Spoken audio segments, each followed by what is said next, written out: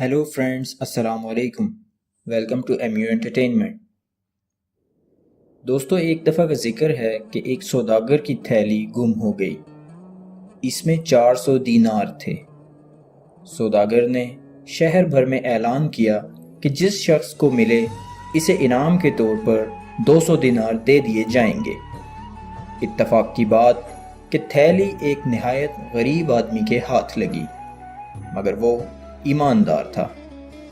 वो शख्स इनाम के लालच में वो थैली लेकर इसके मालिक के पास जा पहुंचा, लेकिन सौदागर अपनी थैली देखकर बदनीयत हो गया और इस आदमी से कहने लगा कि इस थैली में कीमती किस्म के मोती भी थे, क्या वो इसमें मौजूद हैं?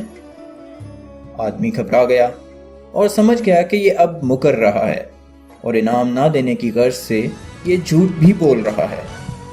आखिर बहसो तकरार में दोनों से झगड़ा हो गया और ये लड़ते लड़ते काजी के पास जा पहुंचे। काजी ने मोतियों के बारे में इस गरीब आदमी से पूछा तो गरीब आदमी ने कसम खाकर कहा कि थैली में दीनारों के सिवा कोई मोती मौजूद नहीं था। काजी ने अमीर सौदागर से भी पूछा कि बताओ तुम्हारे मोती किस तरह के थे। वो उल्टी सीधी बातें करने लगा और सही तौर पर मोतियों के बारे में ना बता सका।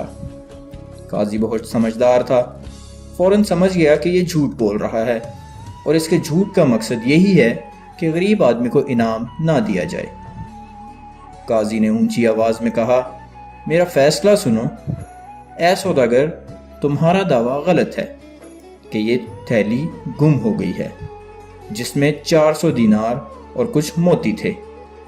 जो थैली इस आदमी को मिली है इसमें 400 दीनारों के सिवा कोई मोती नहीं है। लिहाजा मैं इस नतीजे पर पहुंचा हूं कि ये थैली तुम्हारी है ही नहीं और तुम अपनी गुमशुदा थैली के लिए फिर से ऐलान करवाओ। हो सकता है तुम्हारी गुमशुदा थैली मिल जाए और तुम कामयाबो कामरान करार पाओ। कुछ भी हो, बहरहाल ये थैली निशानियों के मुताबिक तुम्हारी नहीं है। फिर काजी ने इस गरीब आदमी से मुखातिब होकर कहा, ये थैली 40 रोज तक तुम्हारे पास रहेगी। अगर इसका सच्चा और सही दावेदार ना मिला तो फिर ये थैली तुम्हारी है। लालच का बुरा अंजाम होता है।